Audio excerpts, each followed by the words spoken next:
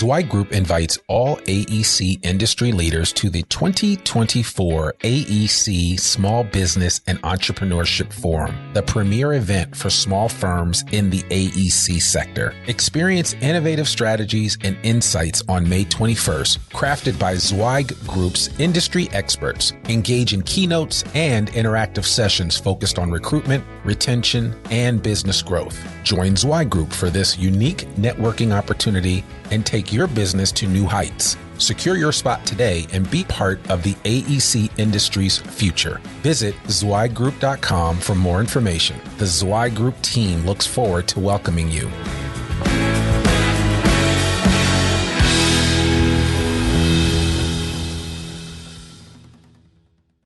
Hey folks, and welcome to another episode of the Zweig Letter Podcast. This is a special edition episode. This is a throwback episode from 2018 when I sat down with Mark Zweig to talk about the importance of selling. I know everybody listening to this knows that they talk all the time about how important it is to be able to sell successfully.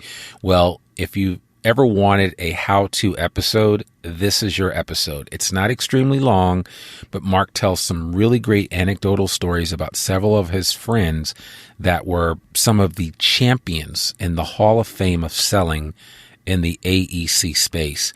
I think you're going to really like this episode. So whether you're on your way to the beach, whether you're driving across country, whether you're about to jump on a plane or you're delayed and you're waiting for your next flight, this is the perfect episode for you. It's a nice bite-sized morsel of just good old-fashioned sales nourishment.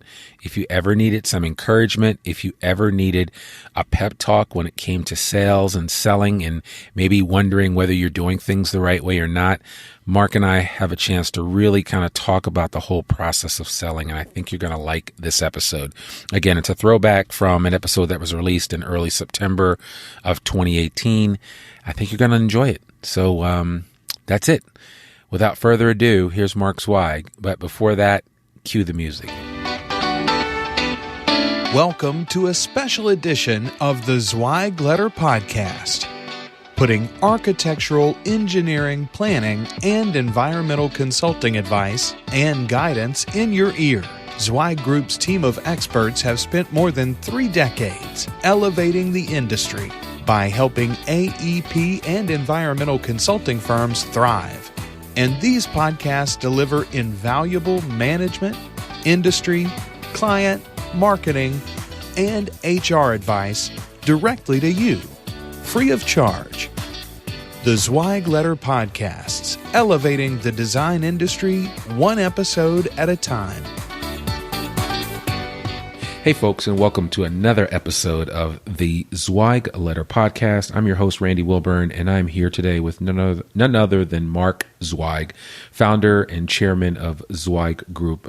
So excited to drag him into my office for a few minutes just to chat, and it's been a minute since we've had him on the podcast, but we always like to check back in and see what the chairman is up to and see what he's been doing lately. And as you know, in the past, we used to have Mark read his articles from the Zweig Letter, which, you know, after a while, that became kind of boring. And so we wanted to ramp up the conversation, if you will, and engage a little bit more with this individual that has had almost 38 years of experience in the design industry. And I know that, when you say that out loud, it sounds like, man, this guy is really old, but he's not. He's actually a quite young 60 and still has so much more roadway left. So I feel like all I do is go to doctors. I just set an appointment before this session we're having right now. Oh, that's okay. I mean, we need to. I mean, listen, all I do. You take your car to get tuned up. I mean, it's the same principle. It doesn't matter. So, and you do pretty well at taking care of yourself. So.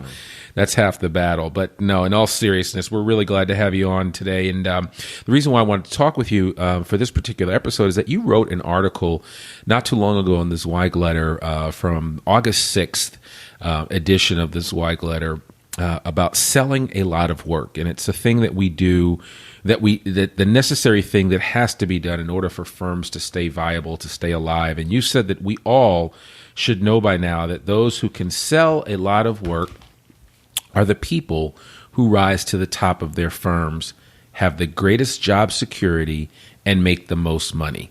That's a direct quote from you from that article. And so I wanted you to kind of talk about, and for those listening, understanding this idea that if you're an engineer, if you're an architect, if you're an introvert, and you've never really kind of pushed yourself to get out of your shell and to engage others, not just internally, but externally, stakeholders in the community that you serve, potential clients that you could work with.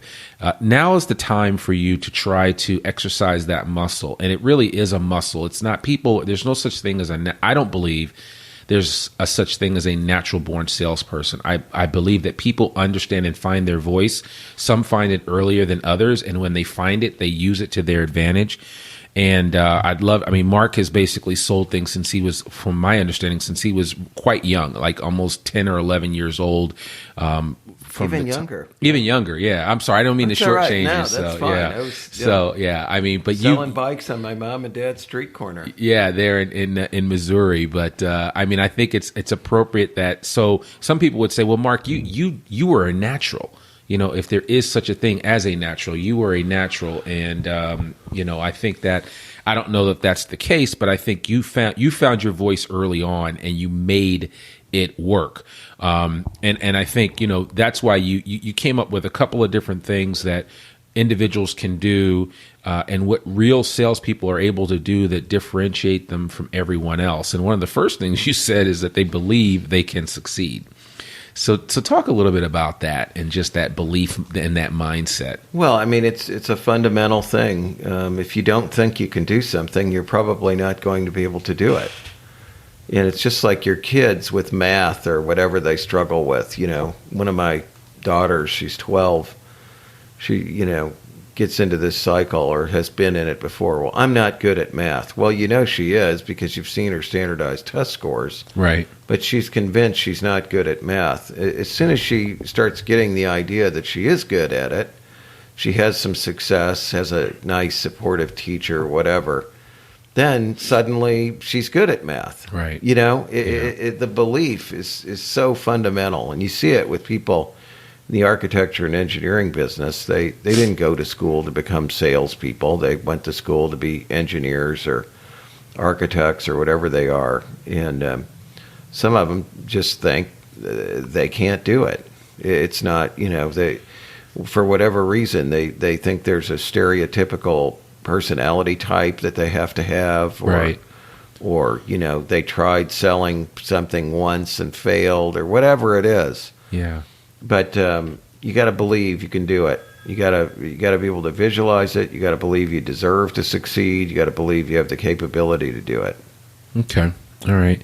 And I know you had over the years, you've told tons of stories about what I would quote call introverted engineers or introverted architects that have been hugely successful at selling. It's true. So that there's not there's not any one type of individual that will excel over another. And what comes to mind, and I know you've told this story many times, is that your dear friend Joe Lally, who used to work at used to manage, I guess, at EDSA, and he was quite skilled, even though he was somewhat of an introvert. Yeah, he was quite skilled at selling. That's right, and brought in a lot of business for EDSA a ton of business over the years. But you've told many stories about his ability to sit down with somebody one on one and just reel them in slowly but surely. He did, because he was really a good problem solver, and he would look at the situation.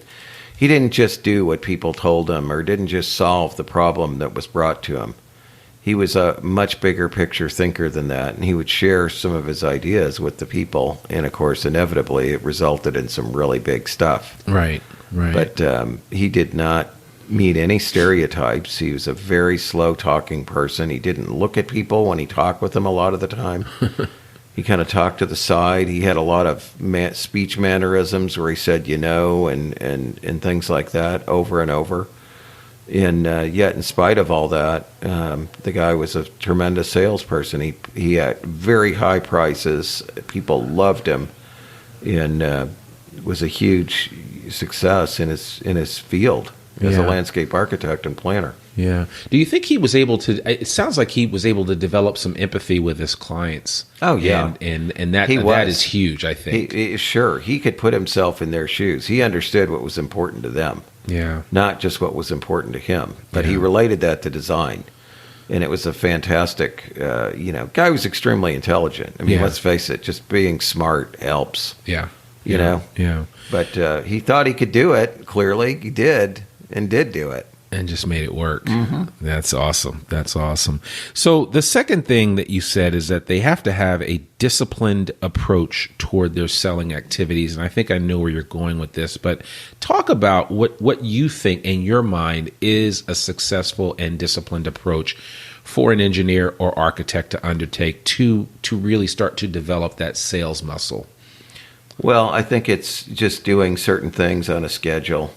Devoting a certain amount of time to making your calls, a certain day to make those calls, making sure you make those calls, talking to people, not necessarily trying to sell them anything, but making calls to current, potential, and past clients to maintain these relationships on a steady, basis. I mean, it's what you see. This is why I think a lot of people fail in our business when we hire these full-time business developers.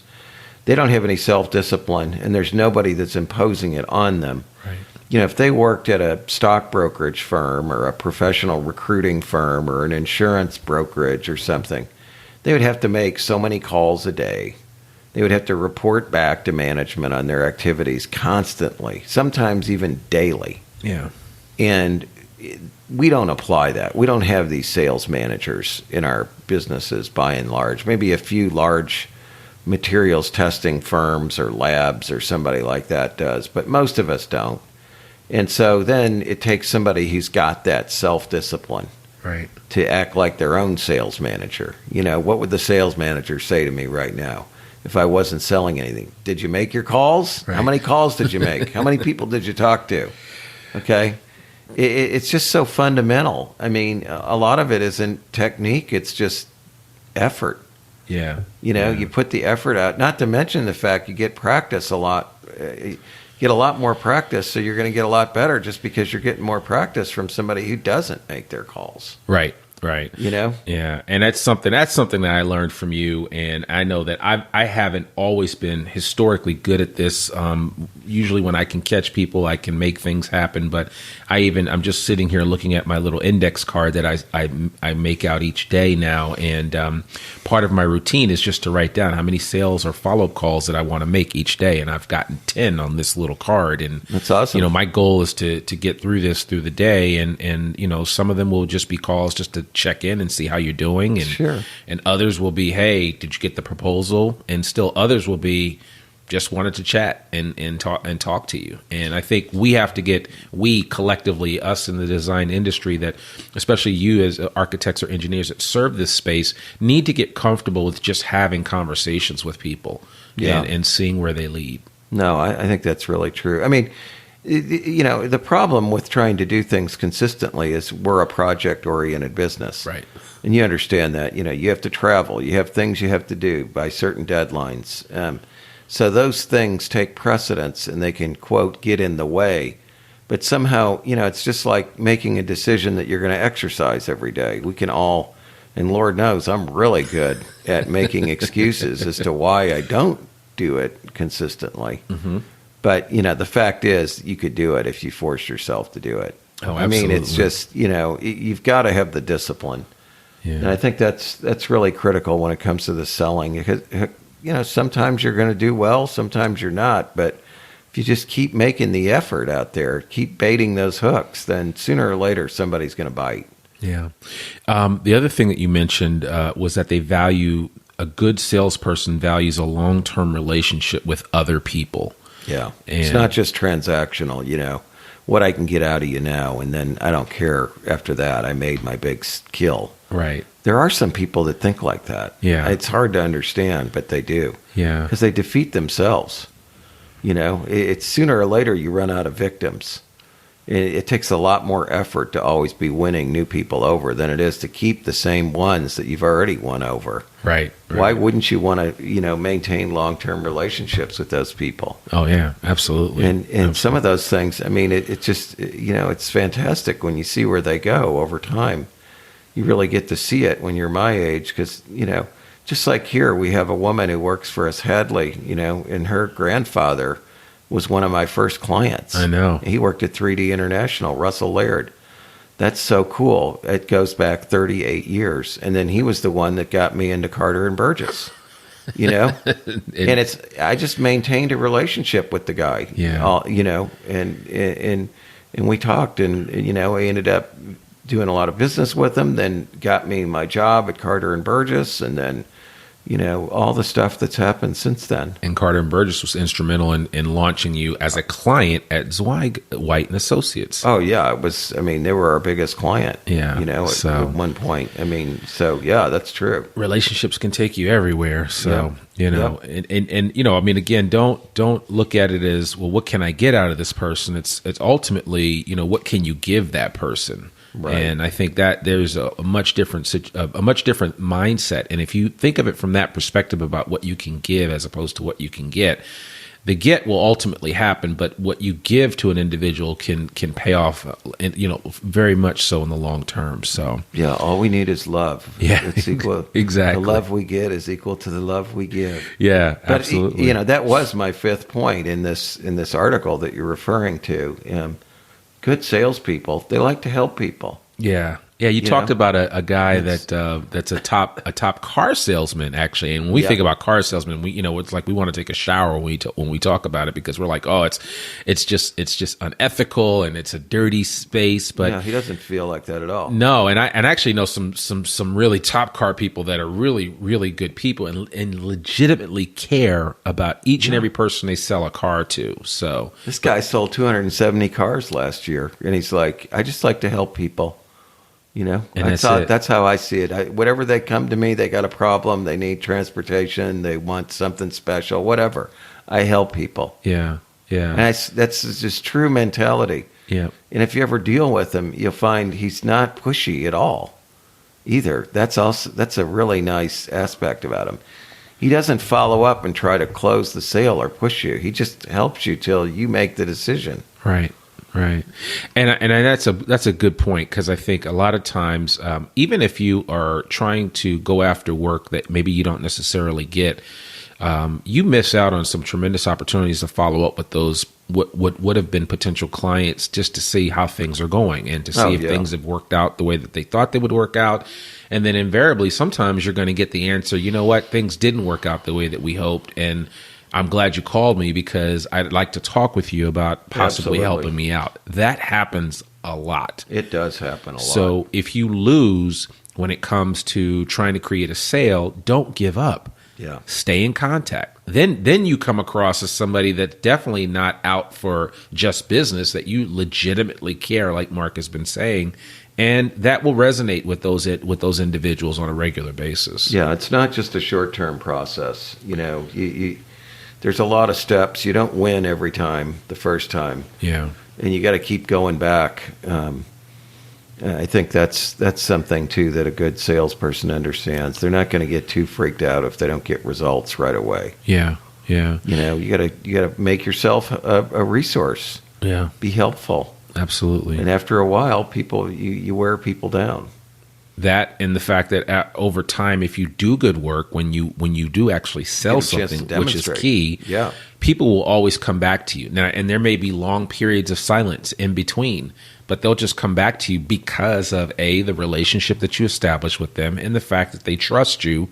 And if people trust you, and as you always say, Mark, know, like, and trust. If people trust you, forget it. It's game over. I mean, they're always going to ultimately come to you for help. Yeah, absolutely. So, but it takes time, though, to develop trust. You don't get it overnight. No, you don't. You don't. So, and I think the challenge here is that a lot of people listening are like, well, you guys, I need to get some business in tomorrow. And I understand that. But if you're taking a long-term approach with the simple fact that you serve an industry, you serve the built environment where things are constantly being transformed. Things are constantly being built. Things are constantly being renewed.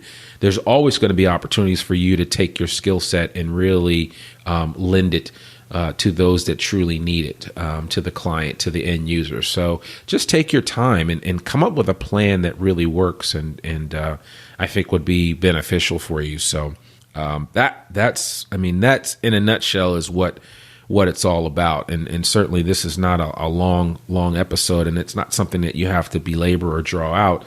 The simple idea is that if you want to become a better salesperson, if you want to truly develop those skills, is you have to get out there and communicate with people. Like Mark said, you've got to first believe that you can succeed, to have a disciplined approach to selling. Understand that you need to get out there and value long-term relationships with other people, things that are not going to happen in the short term. And that, sometimes it's just, you just have to be out there to help people. And if you do that, there will be a lot of opportunities for you to provide your services, to provide your expertise to the widest audience possible. So just wanted to encourage you with that. Any final thoughts, Mark, that you want to add to that? Not really. Okay. All right. I think we covered it. Yeah. Perfect. Well, folks, I just want to thank you so much for listening to this episode of the Zweig Letter Podcast. Like I said, it's always great to have Mark Zweig here with us, and really appreciate that. There's a lot of great things happening this fall, 2018, and I hope that you guys have had a restful summer and you're ready for what lies ahead and this end of third quarter into the fourth quarter of 2018 and beyond. And so I believe this actual episode is going to be one that's going to stand the test of time, because people will come back and listen to this over and over again for encouragement to get out there and really get some things done and maybe even transform their business development and or sales apparatus within the organization, so that you can keep track of what you're doing and that you can make a difference with individuals that you come across that are either potential clients or current clients or future clients. So that's my 2 cents, and I'm sticking with it. Well, folks, that's another episode of the Zweig Letter Podcast, Throwback Edition. To learn more about one of the oldest newsletters in the design industry, visit thezweigletter.com. You can read articles online, listen to this podcast, and sign up for a free subscription to the newsletter and have it delivered right into your email inbox every Monday morning. Sign up today. For more info about Zweig Group's advisory services or any of Zweig Group's publications, visit zweiggroup.com. You can subscribe to the Zweig Letter Podcast wherever you listen to it. And please consider rating and reviewing us on Apple Podcasts. I'm your host, Randy Wilburn, and we'll see you soon. Peace. Thanks for tuning in to this special edition of the Zweig Letter Podcast. We hope that you can be part of elevating the industry and that you can apply our advice and information to your daily professional life. For a free digital subscription to the Zweig Letter, please visit thezweigletter.com/subscribe to gain more wisdom and inspiration, in addition to information about leadership, finance, HR, and marketing your firm. Subscribe today.